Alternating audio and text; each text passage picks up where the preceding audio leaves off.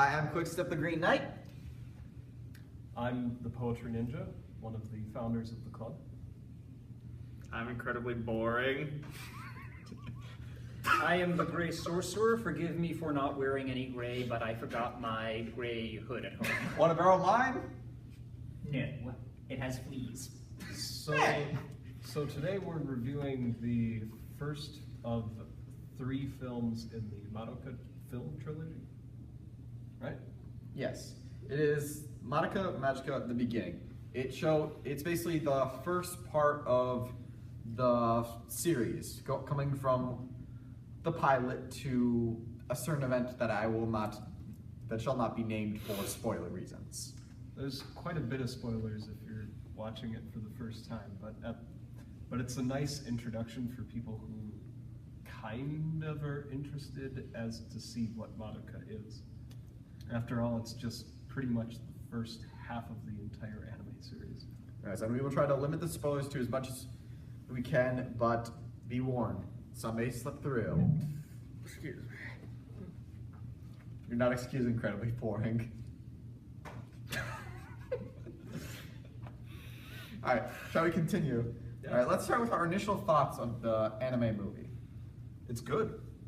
Very good. I enjoy Madoka Magica just because of one of the great theatrical operas that it's pretty much based off of, which a lot of people don't really put 2 and 2 together until much later after seeing the series. It's based on What? It's based on a theatrical opera? Yeah, it's Faust. Ooh. Yeah, I think I've read that somewhere. That would explain the kind of Latinist opera music you hear. Yeah. Maybe I should show Although, my mother this movie. She's a don't- huge fan of opera. I don't think your mother would enjoy this movie. No.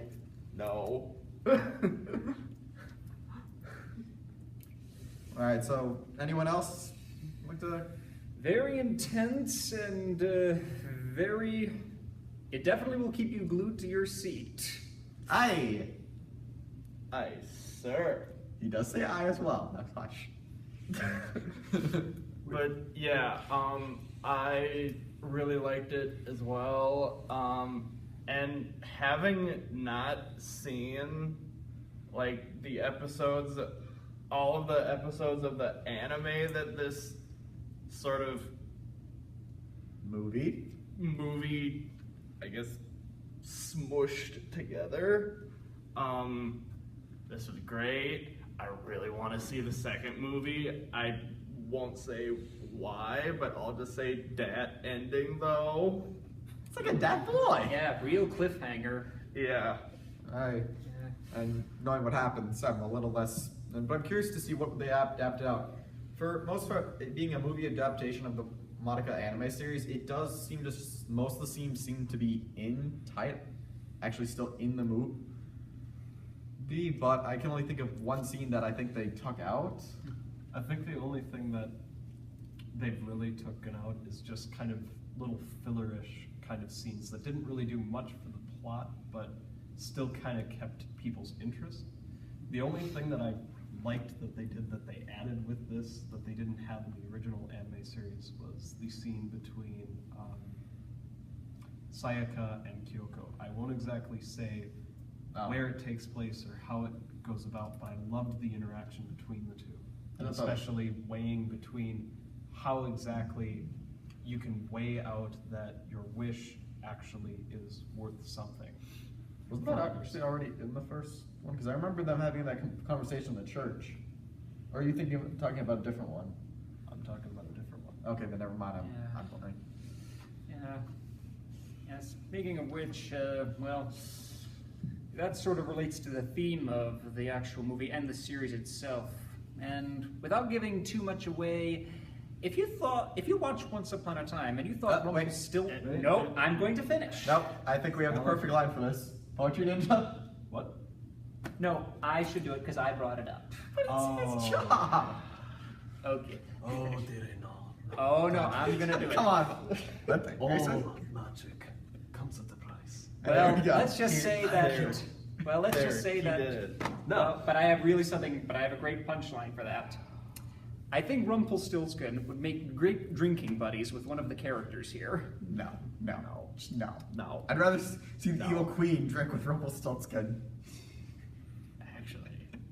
Actually, to interject, I think that both of them are actually more coincide with each other, just because of how their character dynamics are. Yes. But that's getting off topic. Yes, very off topic. Yeah.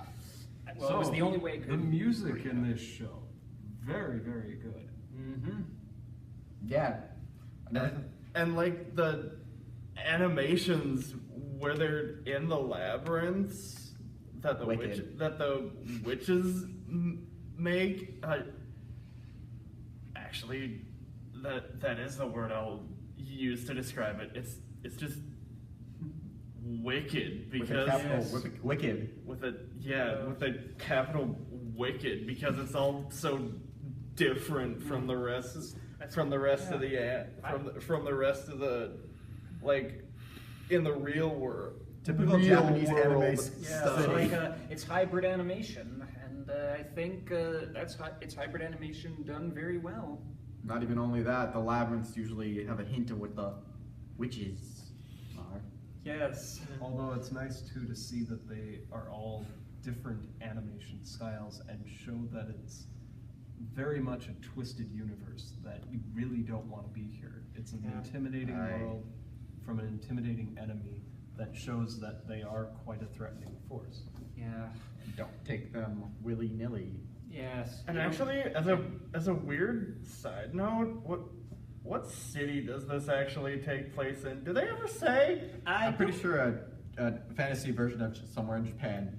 Probably I mean fantasy version clearly of Tokyo. But do they ever say the name of the city? I don't think so. I don't think they did in the movie. They probably said it in the anime, but it's slightly irrelevant. Yeah. I mean, The thing that you have to remember when you come with any sort of story is location does not matter unless it does truly matter. Yeah. In this case, there is no significance to said location, right. other than that this is a special kind of city that a lot of witches are attracted to, Yeah. and also magical girls. But that's something entirely different that I don't want to talk about, really. Alright. Does anyone have anything negative to say about the anime? Let's not keep this- I will say one negative thing, but thank goodness it's a small one. I can tell that this is just a writing issue, I can tell that everything that's written down seems, the overall story structure seemed like it was a little bit more suited towards TV, because I can see some people figuring this out and dismissing it as just a clamped together, it's just a bunch of clamped together episodes to make a movie, and some could see this as a bit jumbled and unfocused. So basically what I'm saying is that at times it doesn't feel a lot like a typical 3-act movie. So the actual story structure and pacing does get some getting used to, which thankfully I did get used to, but I can see others not getting used to it. So this movie may or may not be an acquired taste. I'll agree with you on that. Yes, it does, story structure-wise, seem a little bit off, but when you look at it all together, this is also a part of a trilogy of films that also adds on to the story of Madoka Magica. But for those that are entering Madoka Magica at the beginning and really understanding the work of it all, especially with The Faust, beginning. this is very much a good first act. It introduces you to the characters, it introduces you to the world and the idea of what it is all about. Would you recommend that newcomers start with the show or start with the movie? Either or. Yeah. Either or works. I think the television series is a bit better to start with, just because it gives you that idea that, okay, this is definitely a magical girl series, but there's something about it that doesn't seem right. And the TV series does that extremely well, where it paces it out with 20-minute episodes, where you don't quite understand anything until much later in the series. fact, about episode 3 is where it is exactly. But that's beside a the little point. farther where you learn it's The film truly really serious. does do that justice in the sense that you really don't see anything coming until that climactic moment for that said character, which I won't spoil again for other reasons. Although, But my negative thing with the film itself isn't necessarily with the pacing, but I think the writing in some of the dialogue cases. It's not that it's terrible, it just seems like it could have been a lot more natural. There are some moments where it just doesn't quite feel right for a character to say a particular phrase at a particular moment. I agree. Like the anime cliche. Right. But other than that, for the most part, the dialogue is still good. The film itself is great. The pacing is still wonderful, especially if you're already accustomed with Madoka Magica. But again, if you're practically brand new to anime, it's an okay start to go with, but it's not necessarily going to be for everyone. Yeah. Yeah, I'll admit my negative thought about the animated movie is going off that some of the dialogue, like their idea of good and bad. I feel like saying good and bad might have been the wrong choice there, just because they don't really portray the film as Right. good or bad. It's more. If it was right and wrong, that would have It's made a lot more I'd say sense. it's very much a case of blue and orange morality, where the morality of a character or something or anything is so alien and foreign to us that we as humans can't really fully understand it. And I think that ultimately is the nature of Madoka Magica movie, possibly TV show. I still haven't watched it, planning on doing so. And I think that's also the nature of a character whom I cannot mention, or else I'd spoil everything.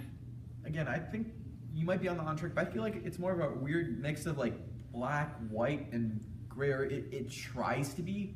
It feels like it more tries to go for the gray view, but it wants to go for a black and white insanity idea. Where like you're either good or you're bad, and like, you see that how with two characters contrast, but it seems some of it like it just doesn't work.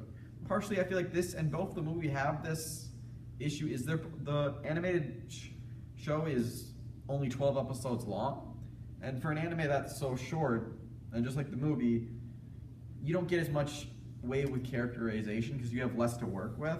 It's one of the things I find a little issues with 12 episode long animes, but again, if they were going for black and white, I wish they put a little more thought into that, because right now it seems like a weird mix of like that, or maybe you could say blue and orange. Yeah, I'd definitely say it's blue and orange and not black and white. It's meant to be foreign and alien to us humans because, well, we humans, we look at things too much in black and white.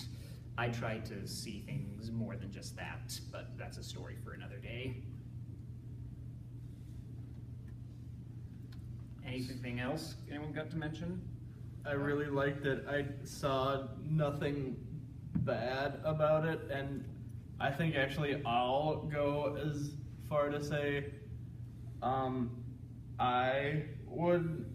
I think people would actually prefer to watch it this way, where it's all compiled into one, versus like finding the